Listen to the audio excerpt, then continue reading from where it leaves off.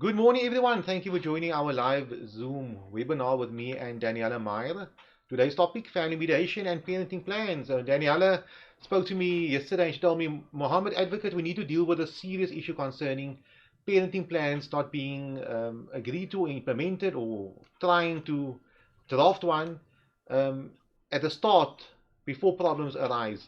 So to welcome Daniela, thank you for joining again. And I love you. You're very spunky. You're very fast. I get very good reviews from you from many other people. People watch his videos. They say she's awake. She knows what she's talking about. How are you doing? How are you doing, Daniela? Thank you very much. I'm doing very well. I'm a little bit irritated today, but that's why we're doing this, and we're going to get down to business and deal with a couple of things that are really causing a lot of problems. But other than that, all good. Daniela, thank you very much. Wonderful. Let's get down to business. What problems have you been experiencing with parenting plans not working or not implemented or not working towards having a parenting plan in place? So I think I want to start by telling everybody that you have got as much power in all of this as you're allowing yourself to have. What I mean by that is that you do not have to sit back and be a victim. You don't just sit back and allow things to happen that you've never considered or that you don't know how to change if you just know what to do from the beginning.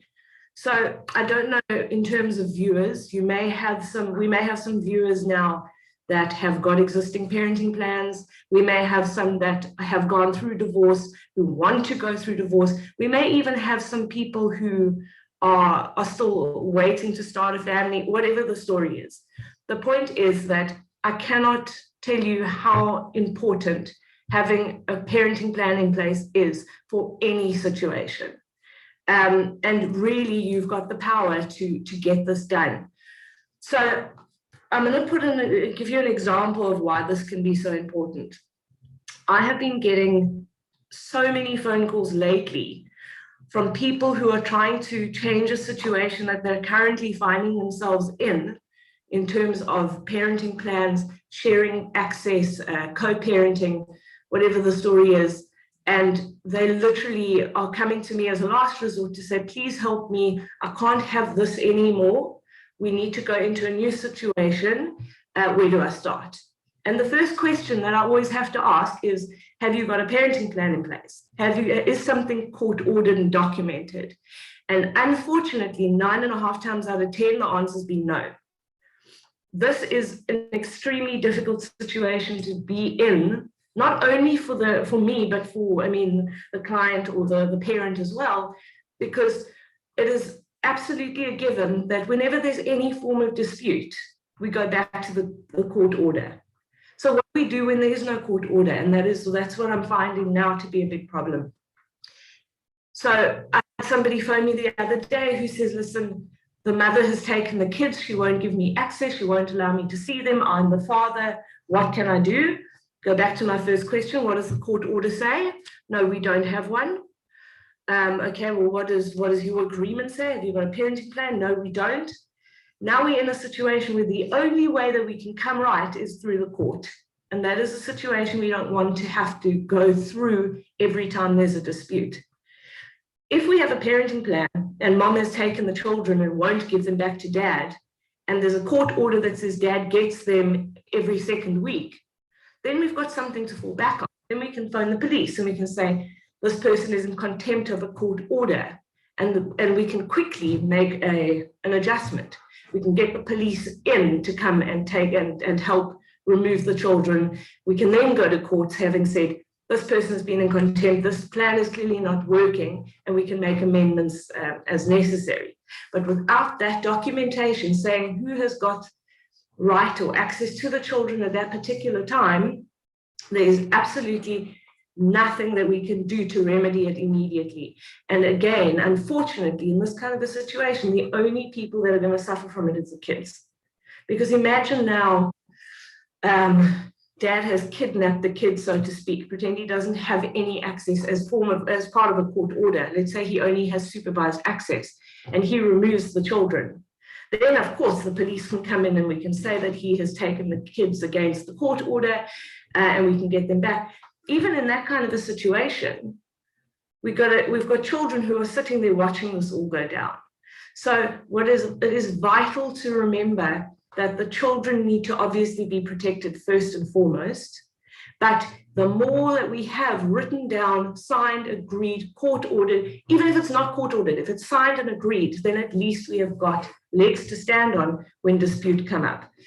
And I think what most people don't like to forecast is that an amicable situation could turn ugly at any moment in time. Any circumstance, anything can happen, and all of a sudden, this peaceful co-parenting situation becomes a disaster. If we've got nothing documented, nothing written down, then we have got a serious problem. So please, my advice for the day today, or for this webinar, is even if you think it's not necessary, just do it. Have everything documented, mediate it, whatever the story is. Let's make sure that both people are happy and comfortable with the arrangement while we're still amicable. And then if things come up in the future, then at least we've got a process to deal with it correctly.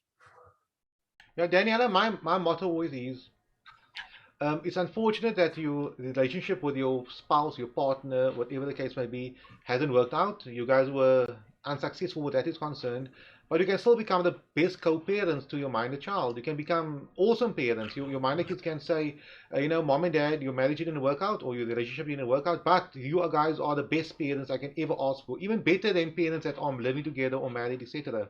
And that's important why we should have a parenting plan, and why they need to consult with persons like yourself to create a customized parenting plan working for their specific situation and circumstances. I mean, one parenting plan might deal with a situation where the kids live 2 minutes from either parent, and another parenting plan will deal with a situation where the parents live in different provinces or a few hours drive, or 5-year-old kids or 10-year-old kids. Yeah. So Daniella, that's what I love about you. You customize your parenting plan. It's workable and there's a solution in place. And when you mentioned earlier on about going to the police, unfortunately, what do you do? The child must be with the dad or the mom. The other parent is refusing contact. We can't just leave it and make a high court application or a contempt of court application, costs you hundreds of thousands of rands at the end of the day just to enforce contact. The police must come on board and enforce the order, but we want to avoid it as much as possible. And therefore, clause in the parenting plan, dispute resolution, etc., must be stated. But at the same time, parents have their own versions of a parenting plan. It is nothing written down on paper. The father has his version, his understanding. The mother has her version of this clouded parenting plan. They need to have it on paper. 100%. I mean, it's absolutely heartbreaking when I have situations where there's been a misunderstanding of the parenting arrangement and there is nothing documented. Then we have a situation where you may have one parent who has been the sole provider in terms of care for the child. The other parent comes in 3 years later and demands access. This poor child is now shipped off to somebody she doesn't really know. And there's no way to get the child back immediately. Then we're starting in the realm of the child's emotional well-being, their future emotional state, like how are they going to actually deal with this? The child could feel things like abandonment from the one parent for allowing this to happen. I mean, it's absolutely endless. And then on top of that, we also deal with certain types of people that while they have the child against the better judgment of everybody involved, that we start dealing with things like parental alienation, and they try and alienate the child from the other parent. And this can go on for months. I mean, you said high court application. I mean, that's the fastest way, and it costs a lot of money. But if we now have to wait for the court process, and we have to then go through the social working process and all of that, I mean, that's months and months. And in the meanwhile, there's no way that we can absolutely know that the child will be put back into the situation that he or she is accustomed to while it's going on. Because we don't have the right to say you can't have your child. Whatever the situation, without the parenting plan, without the discussions and court orders, both parents are the child's parents. And we can't now say mom is better than dad without doing the investigation. So in order to do the investigation, we have to set aside a good few months. It could be 3 months, it could be 4 months. What happens to the child in the meanwhile? Now we have this whole big battle between mom wants the child, dad wants the child. Nobody in this situation thinks about the child. Because if they did, they'd say, you know what, the child's used to being with the one parent for 3 whole years. I wasn't around. What kind of parent would now say it's best for the child to be with me? Obviously, the child must be with the other parent. But then it becomes this whole power struggle, and they're only willing to adjust their points of view with a recommendation from professionals, and that doesn't even go so well sometimes. And that is why the court then has to step in and say, I'm now ordering you to give the child back, and you will see the child every second weekend. Then it's final, and then it doesn't matter how you feel about it. That is the court order. But the process to get there is so lengthy that it just doesn't make sense that you wouldn't have these things put in place before. I mean, you buy a car and you get a maintenance plan. You look ahead, years ahead, to see what is the best way for me to protect my asset now. And you put everything in place. Why don't we do that for kids? And I'm not saying kids are an asset, but why don't we do that? Why don't we forecast and say, well, what is the worst thing that can happen to my car is that I can get in an accident, it can be written off. This is what I'm going to do if that happens. And with a child, what is the worst thing that could happen? I won't be able to be there to emotionally support my child and to care for my child and to make sure my child's safe. If that is a situation, what are we going to do in its place? We don't do that. And that's the biggest pity out of all of it. And Daniella, on the point concerning litigation, besides litigation being very expensive, it's highly complicated. It's not like somebody took money from you or knocked into your car. You go to court. The court gets an expert to quantify the damages. Quickly, simple, who's at fault. With child care matters, it's highly complicated. Here you're dealing with emotions of the kids, the child's best interest, the mother's view, the father's view, the court's view, the experts on board. So it can be this whole cluster of people dealing with this matter, and it can, at the end of the day, confuse everyone much more. And I pick that up sometimes, where one expert says one thing, the other expert says the other thing. And the other problem we have is, the other challenge we have is, if you take the matter to court, besides it could possibly take very long, because you go to court urgently, the matter gets postponed for experts to report, then the experts delay these matters. But there's a cost implication as well. If you lose the court case and you're unsuccessful, besides you having paid your own lawyer, your own legal team a lot of money, you might have to pay the other party's legal team as well, pay for their legal expenses as well. So if you spend 100,000 on your legal team, you might have to spend another 100,000 on another legal team. And the problem does not necessarily get resolved. You might be further away from resolving this matter because animosity gets, put into the picture. Absolutely. So my view on these matters is, don't litigate on childcare matters. There are many reasons when you should litigate, and I deal with those matters on a regular basis, urgent matters, social welfare issues, which I have to act very fast because mediation is out of the window. The mother or the father took the child out of nowhere, refuses to give the child back.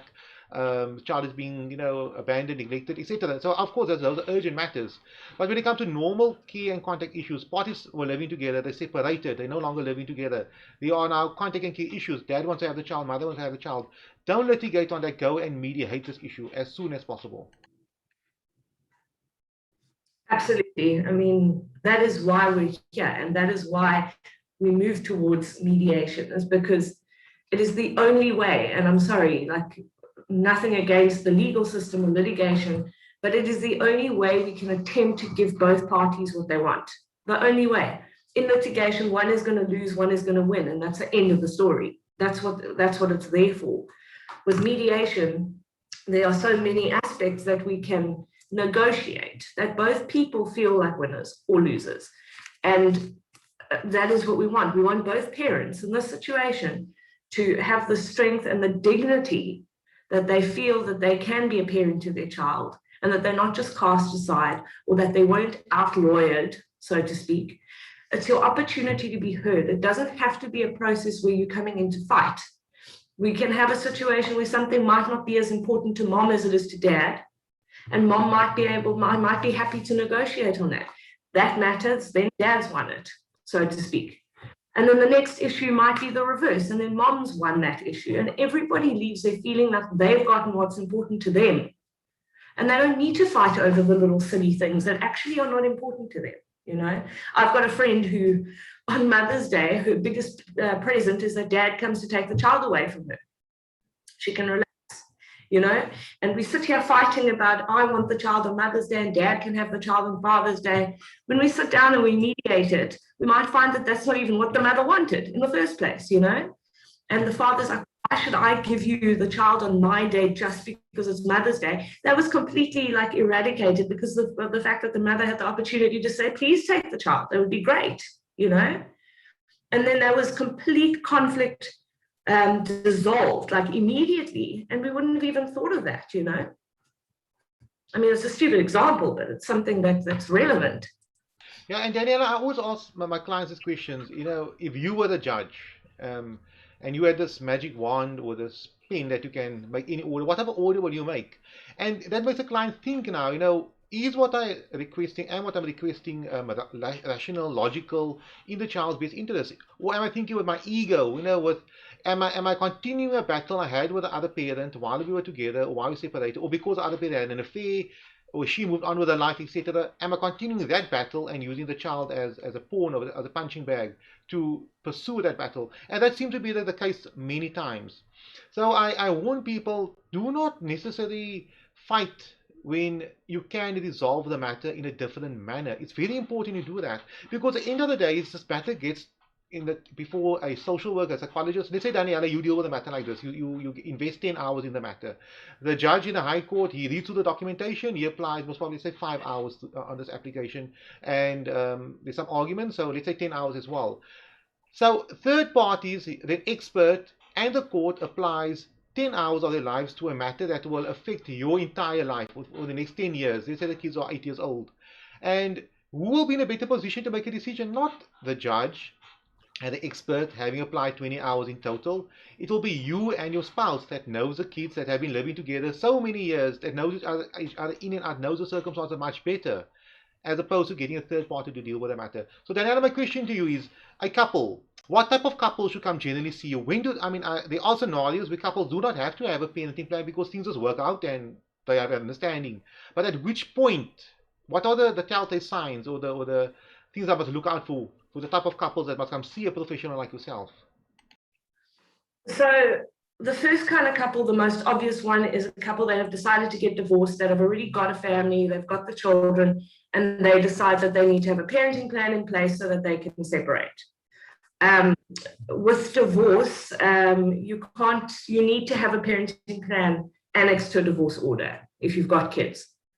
So those people will come to me for mediation to get all the documents together. Some of them might have reasonable and working solutions, and we can just document that, put that down, and send it off to the lawyers. So that is the one type of person. The second type of client that I get is people who have now got issues and problems with existing parenting plans that they want amended. And that's also relatively simple. It's a little bit more conflictual, but they will come to me then with their documentation, and we'll look through it, and they'll say why this isn't working and how they want to change it. And then that can get mediated, and then amendments just get documented. And the third type of client that I get is the people that do not have anything in place, and they've just had enough of what's been going on, that they now 3-5 years down the line want to document something. Now that is what I'm talking about today, because that is the situation that is the most difficult to navigate. That is a situation that is most difficult to get both people to agree to come. So really, if you've got children and you've got an ex-spouse or an ex-partner, that you are the person that needs to be going to mediation or something like that. Like I said previously, is that it doesn't matter if you've got the greatest co-parenting situation. Everything might be absolutely like picture perfect, and then one of the parents get a new partner, and then everything changes, and it's not something that you've ever thought about. It's not something that's ever come up. You have no idea how the other party is going to react to it. So I would say that if you are in a situation where you have got an amicable agreement, everything's great, at very least, make sure you've got a parenting plan before you drop bombs on the other person, you know. This is for your children, to make sure that the children are taken care of, that you've got everything in place for them rather just do it. It's not, mediation is not something that's extensively costly. It doesn't take a lot of time, especially if you're in a good place. Then it's easy to agree on certain things. I have clients that come to me and I say, is he a good dad? Yes, the greatest. Is she a good mom? Yes, the greatest. Do you want the child to have equal access? Yes, absolutely. The more time, the better. And then literally within half an hour, we can just draft something and that's that, Because I'm telling you now, that same couple, once a bomb's gone off, that same couple are going to come back and say, you know what, I actually don't want my child spending too much time with dad. He's not a good influence. Why all of a sudden? It's now become personal, Now the kids have gone out the window. So first case scenario, best case scenario is before anything happens or changes, get your parenting plan drafted. Second situation that you'll be in is that you want your situation amended. And then the third one is where there's so much conflict that we've now got a problem, and now we're reacting. And now we need to get somebody involved and get something drafted. So those are the three kinds of situations. Rather try and get in on the ground floor and make sure that everything is done before the conflict arises. Daniella, thank you for that. And also in terms of the Children's Act Section 33, it specifically stipulates that before approaching a court, the parties must try to mediate on a parenting plan. If they are experiencing difficulties regarding parental rights and responsibilities. So that's very important, because if you decide to go to court without first trying to resolve a parenting plan or enter into a parenting plan, and the court knows this, the court might have a hectic cost order against either of the parties, because it's a prerequisite in terms of Section 33 to first try to agree upon a parenting plan. Obviously, urgent matters, and there's also the exception that wouldn't apply. But if the mother or the father feels I want to have more contact, and they go to court immediately without first going to a professional person, a social worker, a family advocate, the psychologist, etc., whatever the access or suitably qualified person, they can have a very costly order against them for wasting the court's time by not following the procedure. Because had they gone to the parenting plan route, they could have possibly have resolved this matter out of court, saved everybody a lot of money, saved the court a lot of time, etc. But now they decided to come to court and they wasted everybody's time. So that's great. Daniella, how does the process start? You mentioned now what type of clients must come.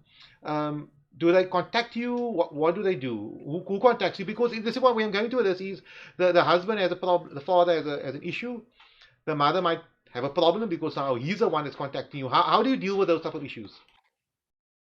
So, the ways that I get contacted, there's three definite ways. The first one is that a couple decide to mediate, or one person decides to actively find a mediator.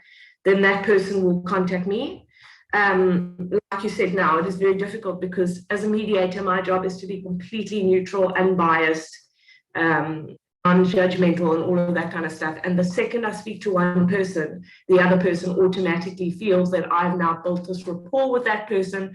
I'm therefore not a neutral party anymore. So if that kind of person does contact me, I will make sure that everything is transparent, and I'll say, please send me your email address, and I will send an email to that party as well as the other party. And I will write there, like, dear so-and-so, thank you for contacting me. As discussed telephonically, I cannot discuss anything with you without the other party present. Please, would you let me know if you'd like to continue with mediation or whatever the story is, and we can set up a time where we can meet and discuss the process. That way, the other party sees that I'm being forthcoming, that I have spoken to one, refuse to speak about anything specific, and I'm inviting both of them to come and discuss the process with me. So that's the first one. The second one is I get recommended, let's say, by one of the party's attorneys.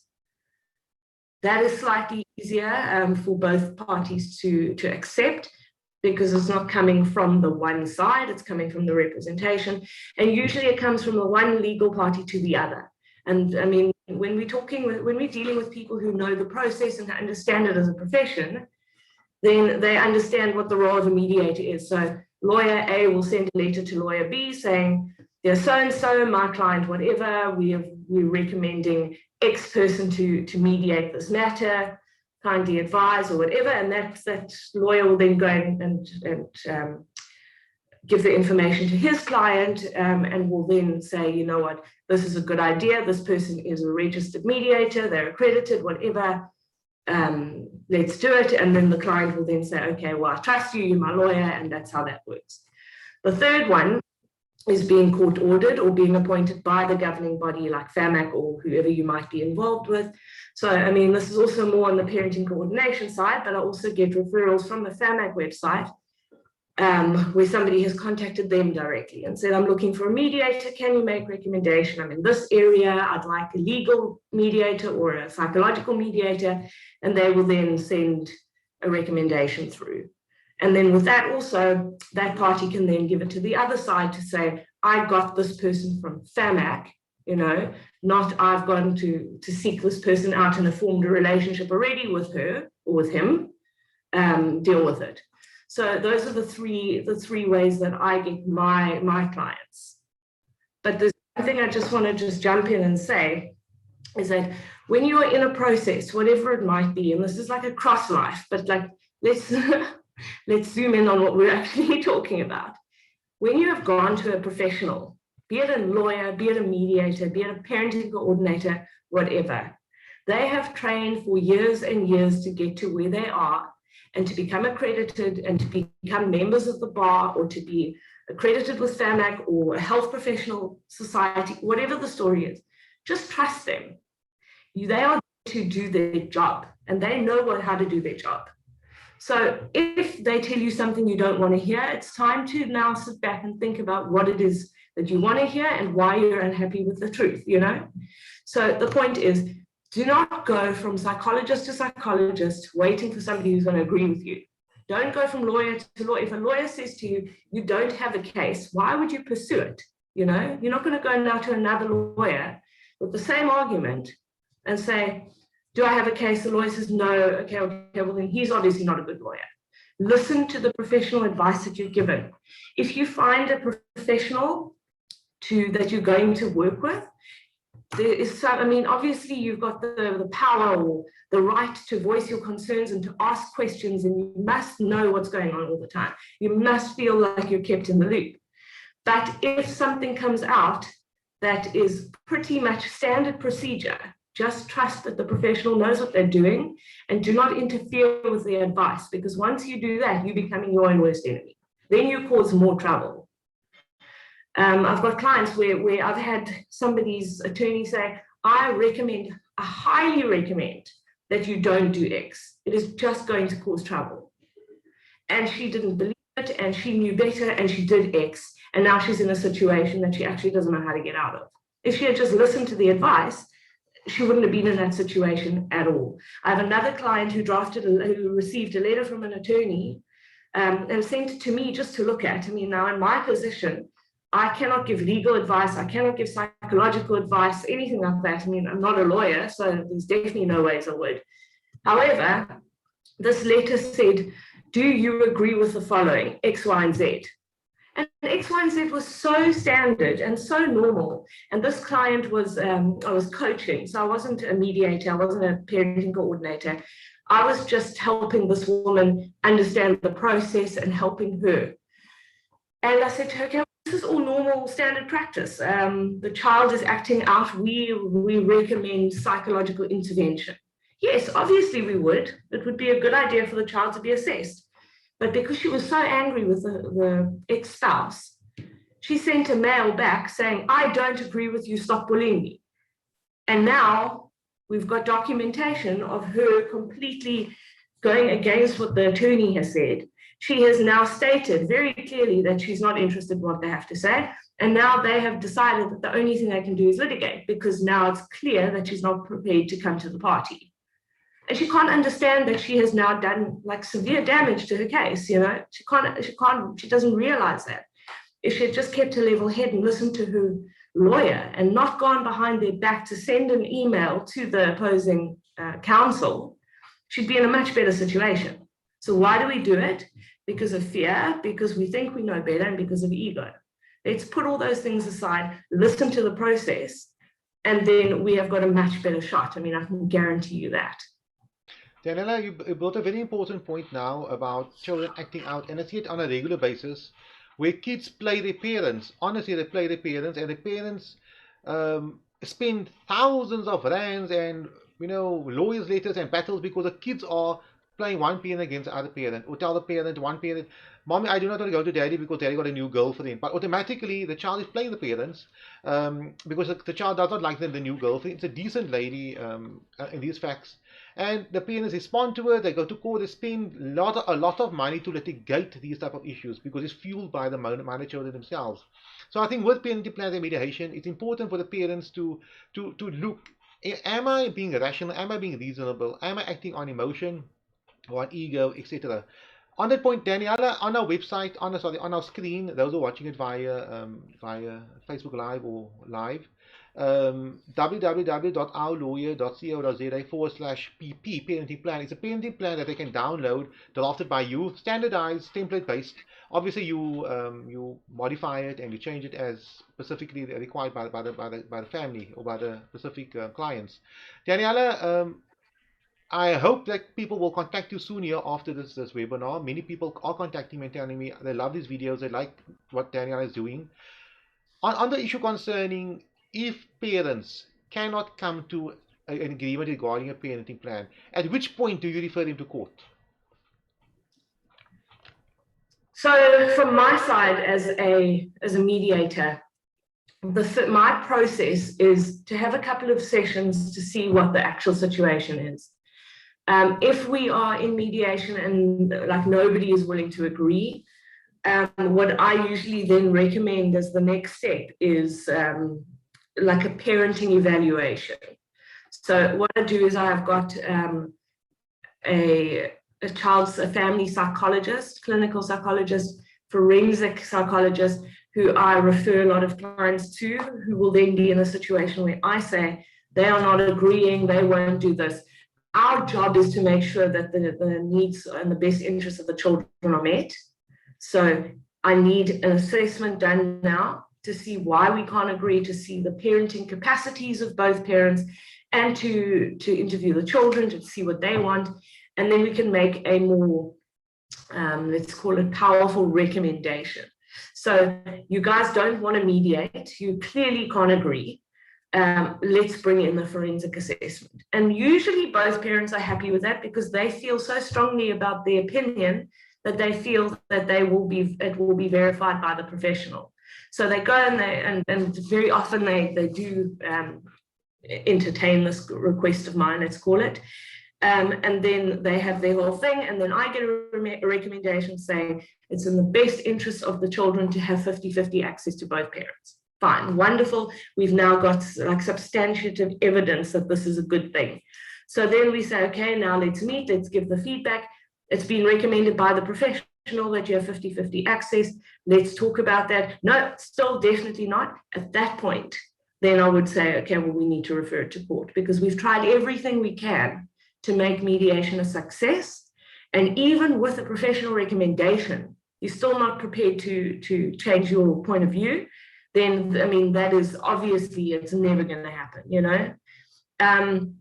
If couples do not want to go through a forensic assessment, then that's another juncture. So we'll have 3 or 4 sessions maybe. It's obvious that neither are prepared to negotiate here at all.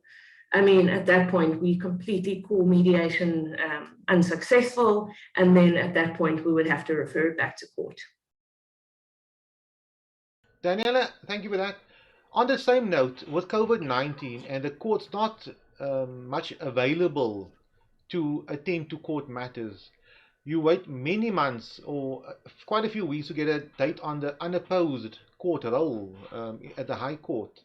Usually you just set the matter down 2-3 days from now.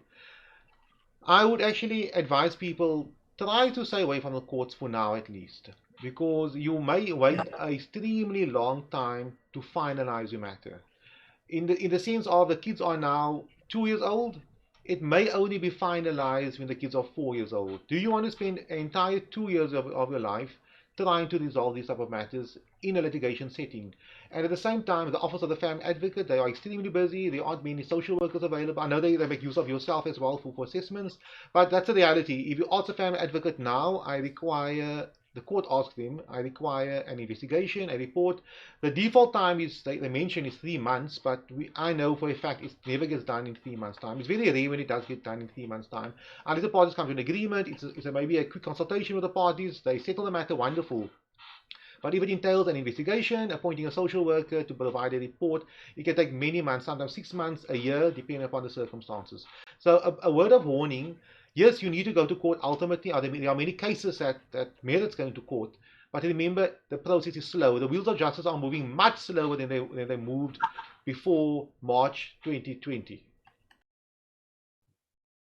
Now, I've got two things to say to that. And I mean, obviously, everybody's personal situation is the biggest situation. Like, it is unfair to say that somebody else may need the court more than you do. I mean, it's unfair to say that. But let's bear in mind that when you come into fight because you want the child over Christmas, instead of having a child going to the wife over Christmas, like, that is taking up the court's time. And that is absolutely something that can be resolved privately, you know, absolutely. We are now taking time away from kidnappings, from sexual abuse cases, from all of that kind of stuff to get our space on the roll. It's not really fair, you know. And I am the kind of person, my whole mindset is, don't ever take power away from your situation because other people have it worse, because it's all relative. So something that is bad to you might be a cakewalk to somebody else. That doesn't mean that you are in a better situation, because in your life, relative to you, this is the worst case scenario. But realize that when something has a simple solution, or where something really is not going to be the end of the world in 5 years' time, let's try and think about the consequences of our actions. And I think that if I had it my way, if I could make any change with my magic wand, it would be that before anybody mediates, or before anyone goes to court at least, that they go through parenting classes and that they go through personal therapy. Because I can't tell you how many clients I have that are coaching through mediation, where they come to me and they say, I can't understand why the mediator is trying to make me give up my time on X. Where I can sit with that person and say, okay, well, let's unpack that. Why is this a problem for you? What does it do to you personally? Why does it feel like you're losing? Once we have the opportunity one-on-one with one of the parties to have a private team of psychological intervention or whatever it might be, they will 9 times out of 10 come back to the mediation situation much better prepared, with a much better understanding of their actual needs, and with a much better understanding of how their actions are affecting the children. You know, getting a person to go to such session is the trick here. It's very difficult. But if, like I said, if I had my magic wand, everyone who goes through mediation should have a therapist on their team to explain the situation to them and to explain how their actions are affecting the children. And like I said, that is an absolute game changer. And Daniella, there's a reason why people study to become a therapist, to become a social worker, psychologist, psychiatrist, because there's a need for that. Society requires people like that to assist parties. A parenting coordinator, parenting class, co-parenting classes, etc. It's necessary. So do not feel bad that you go to these specific professionals for assistance. You shouldn't feel like it's a stigma on you, like we are not good enough parents. The same way, if you are ill, you go see a doctor. You know, if you have legal problems, you go to after your will, you go to a lawyer. The same way, whatever the case may be, you go to a professional person. There's reasons why these people are in business, and they do lots of great work. And I think you need to consider these specific professional people to assist you in resolving your issues. If you have a psychological problem, stress, emotional issues, nothing to do with family law, you go to a psychologist, a counselor to assist you with that. Many people think we only go to people to deal with stuff you can see. Your car is broken, your mechanic, you know, maybe accounting, or a lawyer require this and that. Things concerning psychology, the mind, abstract issues, they tend to move away from that. But it's important that they should know that there are professional people out there that have experience on these type of matters, years of experience, like yourself, Daniella. You know what you're talking about. That's where I'm going to. I just want to quickly jump in there, because I think there is a big stigma still about mental health help. And I think what's important to realize is the difference between the different kinds of mental health providers. So a lot of people say, I mean, I've got family members who say, I'm not going to a psychologist, there's nothing wrong with me, okay? So the stigma is there, and it will always be there because nobody wants to acknowledge that they need help. So first and foremost, you've got a psychiatrist, and a psychiatrist is somebody who is available to administer medication for any mental disorders, right? So in this realm, when we're talking about parenting plans, mediators, all of that kind of stuff, a psychiatrist is definitely not somebody that we're looking to employ unless we've got a diagnosis of bipolar or schizophrenia or something like that. Okay, so psychiatrist, let's just take off the table for this discussion. Then we've got a clinical psychologist. And what a clinical psychologist does is they are there to diagnose the disorder. So they have therapy, they have psychology sessions with you where you pay them, you go tell them your problems, and they can say, yes, according to the DSM-5 table, which we work on, you are a candidate for depression, let's investigate that, right? So now I, as a clinical psychologist, can diagnose you with depression. I can then refer you to a psychiatrist to get you the right medication. Then we have got a counselor, right? And a counselor now is somebody that is not here to diagnose mental health disorders. We are not here to say that you've got problems with this and that. A counselor or a therapist is somebody who is literally here with the experience to help you navigate different problems that you might be facing. That might be something like, I don't want my husband to have my child because I don't like the way the ex-wife is trying to take my place as mom. Fine, that's something that I, as a therapist or as a counselor, can happily help you with. And then there should be no stigma because I'm just here to help you navigate that. I'm not here to tell you that you've got a mental illness, you know? You're not coming to me now to say that I feel like I'm hearing voices. That's not my job. And I find often that because I'm not a clinical psychologist. So I feel that people are less afraid to contact me because there is no stigma. There is not as much of a stigma. So you know what, when it comes to coaching, if you need a life coach, if you need somebody to help you organize your bedroom, whatever, find those people, they'll help you. They'll take so much stress off your shoulders. They'll help you live a more fulfilled life. And so what if you need help from one of these people? You know, it's not a weakness, you know, it will just help you. Daniella, well said. And if I look at the example regarding seeing a psychiatrist directly, many people do not want to go to the dentist, for example. I'm using an example here because they're afraid they might have a problem with the teeth, or they do not want to go to check themselves out for, you know, cancer, whatever illness they may have, because there's a potential or possibility of being, you know, found positive for those specific illnesses, etc. So the same way we'll go to a psychiatrist, but a therapist is something else. You can actually speak to the therapist and tell the therapist, you know, I am afraid of going to this to do the following. What is your view? And the therapist can, you know, advise you and assist you. And sometimes, many times, Daniella, and this is really funny. I'm an advocate, so we charge for our time and consulting the client, etc. Many times, what the client requires is not necessarily legal advice. That could be part of it. They require somebody to listen to them, to you know, acknowledge and to advise them, you know, but basically to listen to them. And many of my consultations, the first consultation, it might be for an hour, but 30 minutes in that consultation, sometimes 40 minutes in that consultation, the client wants to speak to me about the problems they have, the issues they have, etc. Not necessarily want to know the legal aspect on how to deal with this. So they'll start bad mouthing the other party, saying how bad the other party is. I'll stop them and say, no, it's not necessary, let's go and deal with this topic. They'll come back on the topic. So most of the time it's about this letting go. But if they can let go with a professional person like yourself, who can maybe advise him, you know, that's not necessarily necessary. You know, his girlfriend of 10 years ago is his affair of 10 years ago, or when he ignited you guys 10 years ago, it's not necessary here. But speak to me about him a year, how you feel about it. So when they do meet with a professional like myself, an advocate, they will now just focus on what's necessary, and you can help them with that. Exactly. There's a time and a place for everything. And like you say about the dentist, you're not going to go to the dentist if you've got a problem with your ear. Same way. You know what? Let's sort out my feelings. Go have the first consultation with the advocate. That's great. The advocate can then tell you what his role is. Then come and see a therapist to deal with everything that's outside of that. And then, I mean, then you're in a situation where you go back to the advocate and you pay for the time you need. You get the advice you need. You're not wasting anyone's time, you know. And I think, I don't know how to change the world. I don't know how to change the viewpoint.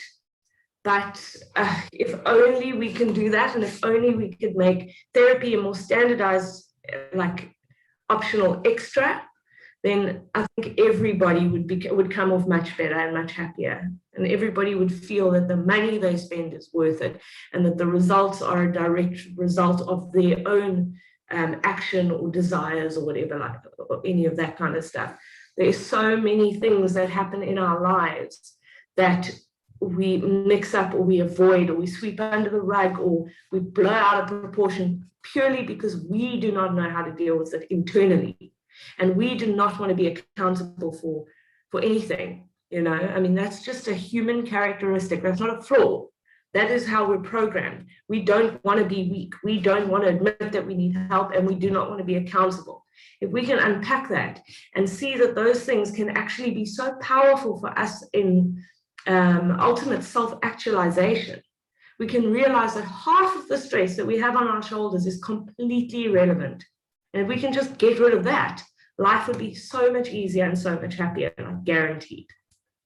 Yeah, and Daniella, many of the court cases which I deal with, not a lot of them, but there are a few of them, whereby the reason why one party may want to apply for primary care or have more contact rights is because the other parent is too stressed out. He's always stressed out. You can see she or he lives a life of a high stress. And the other parent feels, I need to intervene here because this parent is a bit too pedantic, she's too rigid, her ways aren't necessary, in the minor children's best interest, her personality issues. It's unfortunate, that is a fact. And this causes one parent to approach me or approach the court, etc., to deal with this and maybe apply for 50-50 or apply for primary care.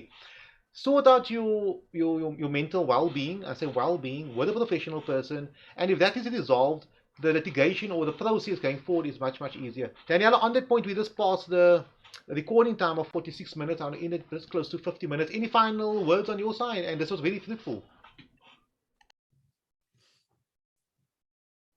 Not really. Just stick up for yourself.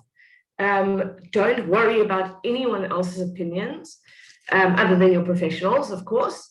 And if you need help, take the help. There's so many people here wanting to give, like desperately wanting to give the help. So take it and use it, and that's it. Thank you for that, Daniella. Just to recap today's webinar, Daniella and my view on this matter is when you separate from the other party, try to enter into a parenting plan as soon as possible. Have something in writing, see a professional person. Remember, you never ever experienced separation before the time. You never had a child where the parties are separated before, so you need to get a professional that can advise you. The same way, if a party has a certain medical problem, you never had it before, you go to a doctor advises you and assists you going forward. So that's where people like Daniella and of course many legal practitioners come in and assist you in the separation and the parenting of the minor child post the separation. Remember, the child had one household first, mom and dad in the same household, or they were in a relationship. Now there's two households, two lives, everything is different now, and we need to have a parenting plan in place. Daniella, thank you for your time. On the screen, your details, Daniella Mair, your website, your email address and your telephone number. I know you're very approachable via WhatsApp. Is that still the case? Yes, sir. Okay, wonderful. Definitely. Wonderful. Daniella, stay on the line. Stay on the Zoom line. I'll just end it off on the Facebook Live and we'll chat a bit further. But thank you for all the viewers and the listeners. I hope you have a wonderful day and we'll see you online very, very soon. Thank you.